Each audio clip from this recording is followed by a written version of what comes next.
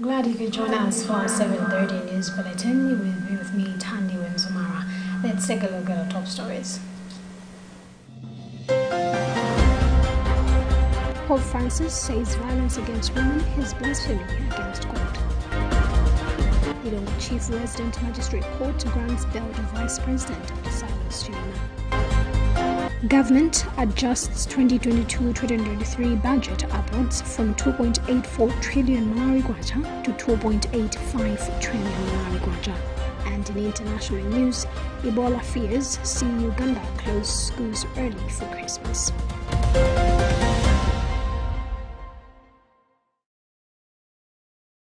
Do have the details of these stories and more. Do stay with us.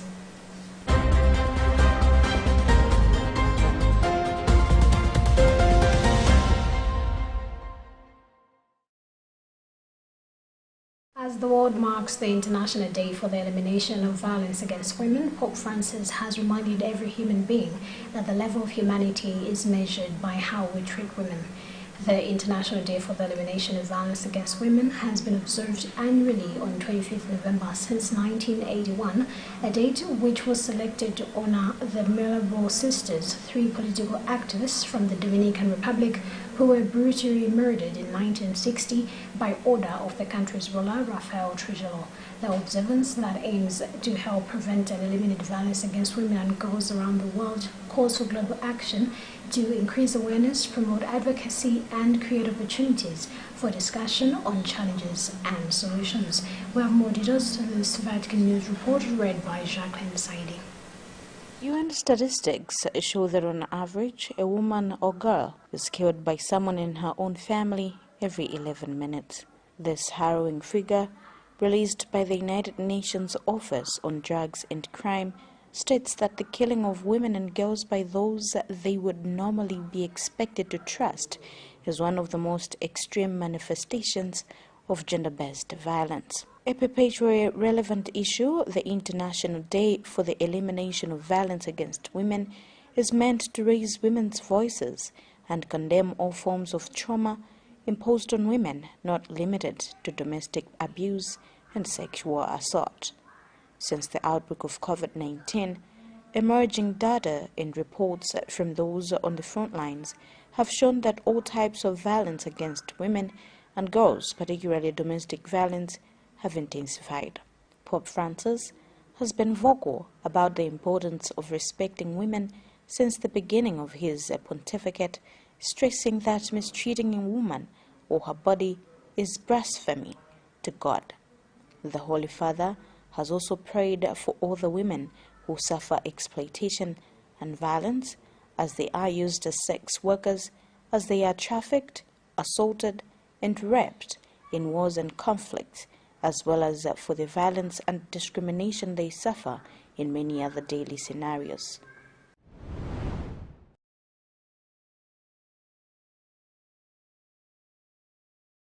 The Clarion Missionaries Project Management Training Platform, PRISMA, has expressed its excitement looking at how Catholic congregations patronize their 5 days project management training, which started on Monday in Rome. PRISMA Director, Father Lord Winner, has told Luntha TV today that they hope such congregations will be strengthened in how they manage their different projects to be successful. The training, which took place at Rome's Nemi village in Italy, brought together priests, sisters, and brothers and lay collaborators of religious congregations and dioceses from Europe, Asia, Africa, and Latin America who have joined both physically and virtually. Bernard Manza has more of the details. Among others, the training covered topics such as public funding in Europe, vehicles of fundraising, designing project for EU funding, social media fundraising, monitoring and evaluation, communication, gender and safeguarding, as well as disaster management project. 5 Catholic funding agencies made their funding agency presentation in the training so that the participants are aware about how to apply to these funding agencies. According to PRISMA Director, Father Lord Winner, the training has been a success, looking at how the participants prepared to get acquainted with new information as they came with a lot of questions in mind. He added that as they go, They have solid ideas on how they can fundraise for their respective congregations and all their projects, which will be of paramount help to a lot of people in their communities. They need to share this knowledge with their congregational leaders. Not only those who have attended, it's a participatory work. So others also should know about what they have learned here, and the congregation or diocese should think about this new dimension in fundraising. Meanwhile, the Creation Missionaries Project Management Training Platform says it looks forward to further engage such congregations through giving them further assistance to give them more energy in their missionary work. About 15 trainers from Europe and Asia took part in the training, where certificates have been given to all the participants. For Luntha News, I am Bernard Manza.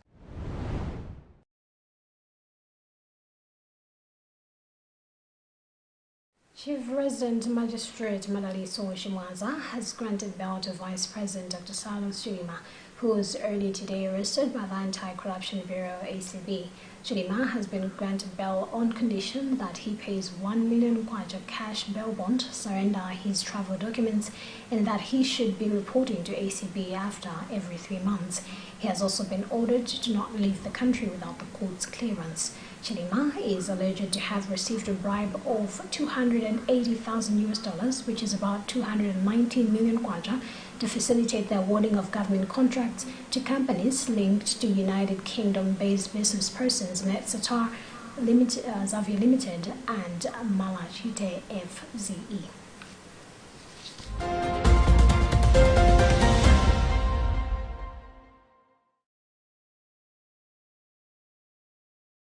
Former President Peter Mutharika's stepson, Tanigira Mafuza, and 4 others have been charged with murder and aggravated trafficking in prisons. He was arrested on Wednesday after being linked to the discovery of a mass grave last month in Mzimba containing 30 bodies believed to be Ethiopian immigrants. The other 4 are David Luhanga, Thomas Gibson, Samuel Navaya, and Duncan Kalulu. Meanwhile, the court has referred his case to the Mzuzu High Court following request from the state.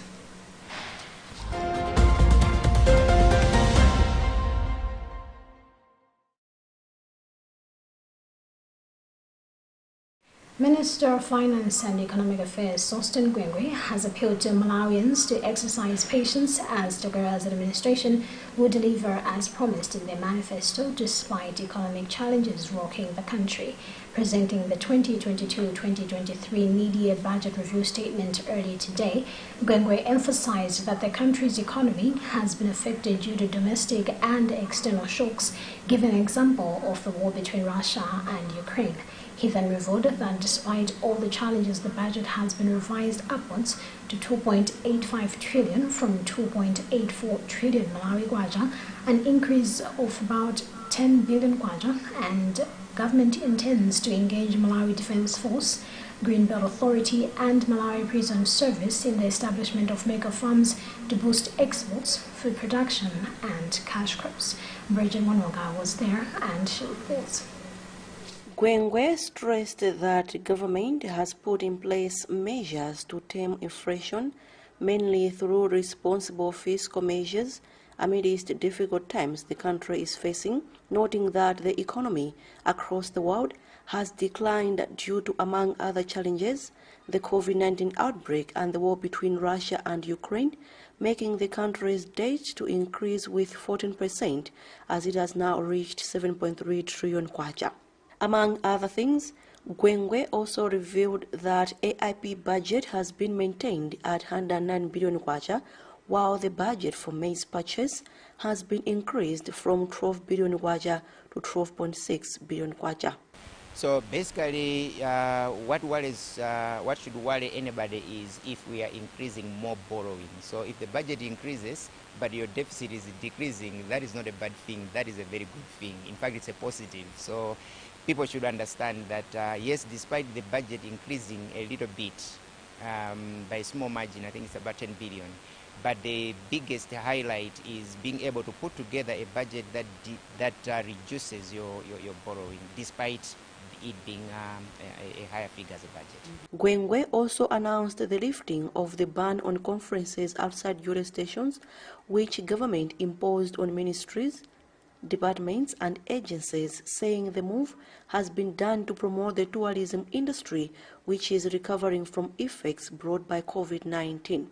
The Secretary to the President and Cabinet, Colin Zamba, issued the ban order in June this year to tame waste of government resources. Bridget Manoka, for Luntha News in Lilongwe.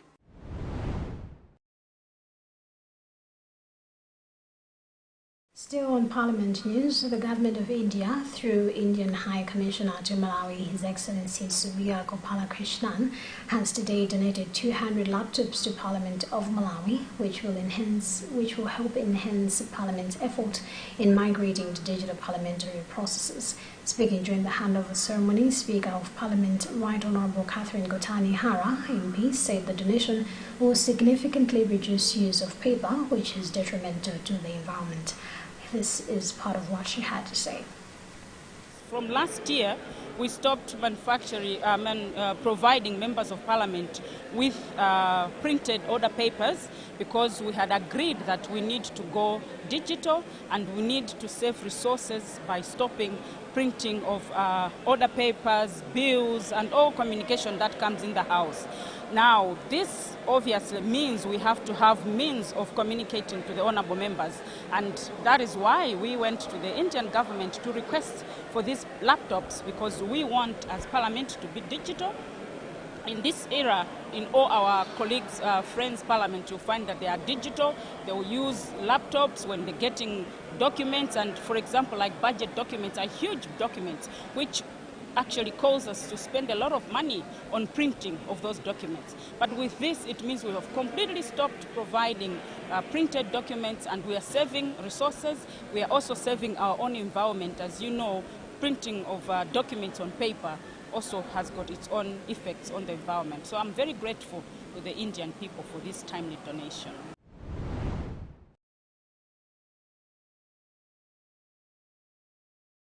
If you just tuned in to Luntha TV, know that you're watching news coming to you live from Bishop Navy Media Center. But before we proceed, Eric up of our top stories. Pope Francis says violence against women is blasphemy against God. Lilongwe Chief Resident Magistrate Court grants bail to Vice President of the Silas China. Government adjusts 2022-2023 budget upwards from 2.84 trillion Malawi kwacha to 2.85 trillion Malawi kwacha. And in international news, Ebola fears see Uganda close schools early for Christmas.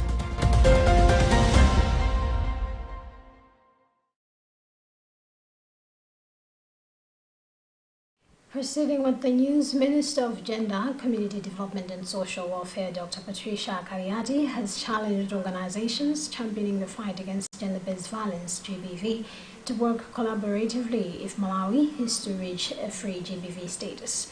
The minister said this today as she launched the 2022 16 Days Activism Against Gender-Based Violence campaign at Lintipe Secondary School Ground, Traditional Authority Kapuka, in Neza District. According to Dr. Kaliati, through collaboration, organizations will be able to share resources and strategies to better eliminate the vice at household, community and national level. Alina Fipiri was there and she reports.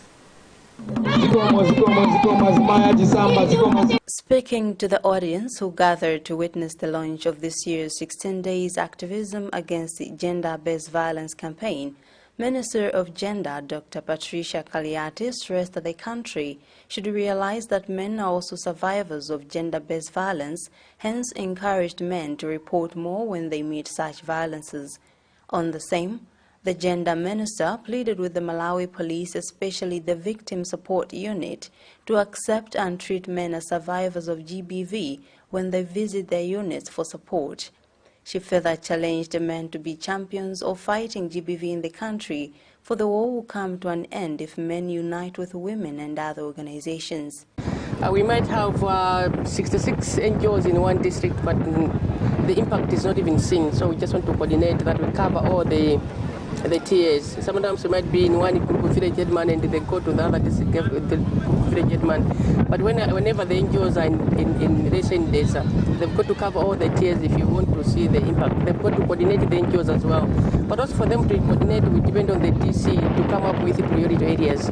So when they come up with priority areas, i.e. they want to end gender-based violence according to the plan of action, then all the NGOs will be following what the DC at that level they want to do. In her remarks, chairperson for NGO GCN Barbara Banda said it is important as a country that we realize the barriers there is affecting the fight against gender-based violence, for it is only possible to put in place strategic interventions that will eliminate the vice if we are problem aware. According to statistics from Malawi Police Service Victim Support Unit, from January to September 2022, the unit recorded 15,178 gender-based violence as compared to 13,002 in 2021 in the same period, hence the need to increase the effort in the elimination of GBV in the country. Reporting for Luntha News, this is Alinafe Piri.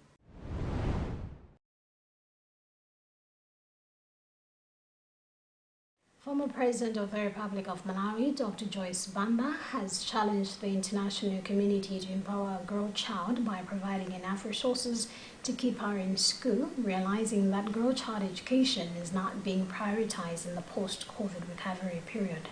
She made the remarks yesterday as she applauded the Minister of Gender, Community Development and Social Welfare, Dr. Patricia Kaliati's zeal to promoting girls' rights and education through a book that has been launched in Norway. According to Kaliati, the book, titled The Path Out of Poverty, The Future of a Girl Child Education, is carrying with it solutions to challenges that a girl child meets in higher education endeavors. Alinafe Piri has more of the details. Girls from poor families face inconsiderable barriers to access education. Many lack resources to stay in school, resulting in high rates of early marriages, teen pregnancies, and school dropouts. Through a book titled The Path Out of Poverty, The Future of a Girl Child Education, it has now been emphasized that at least 15 million girls in Africa can hardly read, write, and count, a situation that lit up the fire in the Minister of Gender, Community Development and Social Welfare's heart to dedicate the challenges that a girl child meets and recommendations to pull her out of poverty to the concerned stakeholders, including government and the international community, to act upon them. According to the minister, the book is a mouthpiece for a girl child, hence called on government, including the private sector, to support a girl child.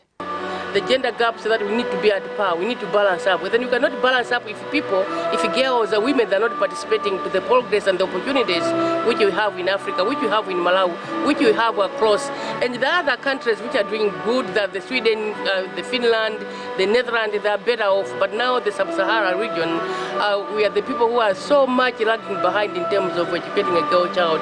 In his remarks, First Deputy Speaker of Malawi Parliament, Madaliso Kazombo, while applauding the minister for the book launched, stressed that it is an eye-opening initiative to appreciate challenges that affect girl child education on the ground.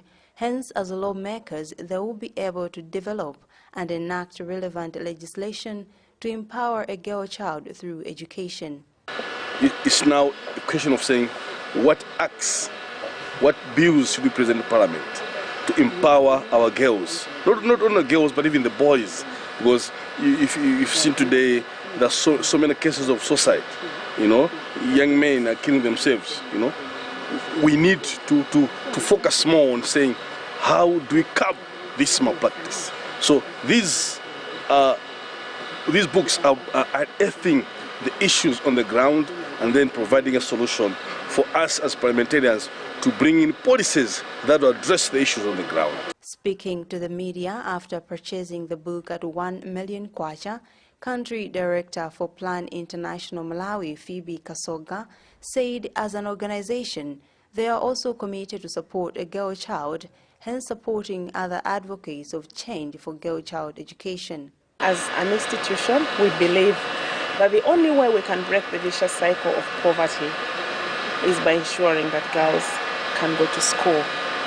Someone might ask, what is the relationship between poverty and education? I personally believe that that is where the change lies, because if you do not go to school, one, you begin childbearing very early.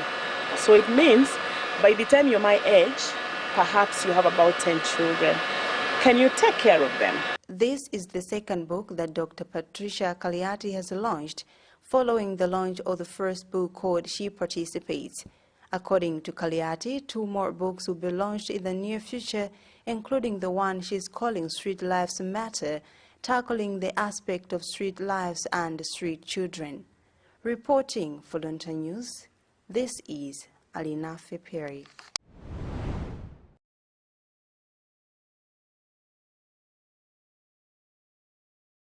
Director of Child Affairs in the Ministry of Gender, Community Development and Social Welfare, Magnite Kalanda, has said the early childhood development programs contribute to productive citizens, as ECD services are fundamental to the development of each sector, adding that science has proved that what happens during the early years of life contributes to what the child becomes later in life. In his remarks early today, as Early Childhood Development College was celebrated the first graduation in Lilongwe, Kalanda said the Malawi scenario in early childhood development looks at physical development, social development, moral development, produce towards learning, among other things, which contribute to the way human beings think and contribute to the development of the nation. Charity Chilanga has more details. Early Childhood Development College started in March 2022 with an approach to make sure that it trains caregivers who are well equipped to handle children in schools and child care centers. According to Kumbo Kachalichira, Executive Director for Early Childhood Development College, their interest is to lay a good foundation for children's education as it starts during the early years of learning. Chirwa said the management and members of staff are happy that first cohort has graduated with a lot of effort put into the process of shaping the graduates with knowledge and skills essential for them to carry out their work as caregivers. We are national trainers who were asked to train these people, and we do this at a secondary school, and we do it for 6 months for them to get the certificate that they need to then we have to take. Meanwhile, Director of Child Affairs in the Ministry of Gender, Community Development and Social Welfare, Magnite Kalanda, said one of the contributors to the Malawi 2063 agenda is human capital development. And within human capital development, there is early childhood development programs which contribute to preparing children to be productive citizens and help the children to develop in all developmental domains. One of the enablers for the Malawi 2063 agenda, one of the contributors, I should say so, is human capital development. And within human capital development, we have issues of early childhood development programs. Because early child development as nutrition, child development, child hygiene, special needs, child welfare, and other related aspects. The graduation ceremony was spiced up by Ethel Kamundo Banda. For Luntha Television News in Lilongwe, this is Charity Chilanga. ITEL and Techno have jointly launched a festive season promotion as a way of giving back to their customers, where they will give out a fridge, a gas cooker and a grand prize of a car to lucky winners, among other things. The promotion started on the 20th of November and the grand winners will be announced on the 31st of December this year. Speaking at the official launch earlier today in Lilongwe, ITEL and Techno Retail Supervisor Samantha Fazer said they introduced the promotion to appreciate their customers during the Christmas period, and to enter customers are required to buy any ITEL or Techno smartphones from their shops during the period. Here's part of what Fazer had to say. Basically, it's a very simple step. What you need to do is you either buy our Techno ITEL mobile phones. From there, we have a serial number that we take on the box. You stick it on a Bravo ticket.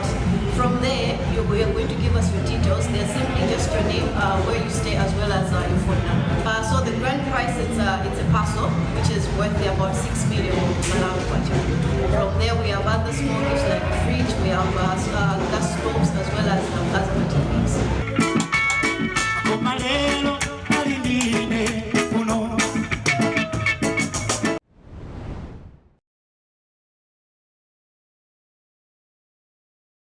Now in sports, Blue Eagles have said they will wait for procedures to be taken in order to see the possibility of the club and participating in the CAF tournament. The Eagles chairperson Alexander Ngwala made the remarks following revelations that MDF side Kamuzu Barracks also want to participate in the continental competition. Eagles and KB will have to win the Airtel Orbit to automatically qualify, but if they all fail, then some procedures have to be taken. King Major Kamwendo has more details. Football Association of Malawi Farms' position comes in the face of Malawi Police Service Inspector General Merini Yoram's decision to approve Blue Eagles' participation in the tournament last week. Farm Club Licensing and Compliance Manager Kasper Jangare said there will be a number of factors to be considered. He said it is good that they have a number of teams showing interest to take part in CAF tournaments as their players stand to be exposed.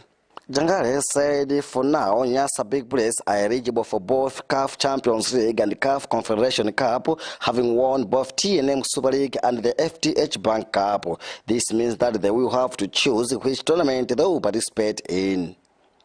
But speaking to Luntha TV Sports Desk, Blue Eagles chairperson Alexander Ngwara said their club will be patiently waiting for the process and see whether they can make it, but they hope they don't face the same fate they faced in 2018 when they showed interest, but the place was finally occupied by Silver Strikers, who eventually also failed to take part. I'm aware that in 2018 and 2019, we also expressed ambition to compete in CAF. And in 2019, our place was taken by Silver after we indicated that we were not able to participate. And then later, Silver also gave up. But that time, if you remember, the champions were already on top and they already registered to play in CAF. So I'm wondering whether this time around it has changed, or it is something just to discourage teams that have expressed ambitions. However, everything is okay. If it takes time for us to qualify, as long as we have an ambition to play in CAF one day, we are geared to look forward and play with confidence and also win games so that we also participate or compete in the CAF. As it stands, if the people's team, Nyasa Big Brace, goes for Champions League, which is the most likely scenario, then the slot for CAF Confederation Cup will be determined through the Airtel Top 8 Cup, and if both Eagles and Blue Eagles don't win it, then they will have to come up with the way forward. For Luntha News in Lilongwe, this is King Major Kamwendo. Now, in international news, schools nationwide are closing 2 weeks before the end of term in Uganda to curb the spread of Ebola as the country continues to battle one of its worst outbreaks. It is also at odds with the government's official stance that everything is under control. In the past 2 months, 55 people have died with the virus, and there were 22 probable Ebola deaths before the outbreak was officially declared on the 20th of September. Some experts have expressed reservations about the school shutdowns, arguing that keeping pupils contained for another 2 weeks would be a better way to halt the spread of the deadly disease, given the incubation period can last from 2 days to 3 weeks. The concerns come because Ebola is a viral infection that is spread through the bodily fluids of a patient, and many of the children who attend boarding schools will be traveling long distances across the country. And that also brings us to the end of what we had for you in this edition of our news bulletin. But before we leave, a reminder of our top story. Pope Francis says violence against women is blasphemy against God. Ilongwe Chief Resident Magistrate Court grants bail to Vice President Silas Chimena. Government adjusts 2022-2023 budget upwards from 2.84 trillion Malawi kwacha to 2.85 trillion Malawi kwacha. And in international news, Ebola fears see Uganda close schools early for Christmas.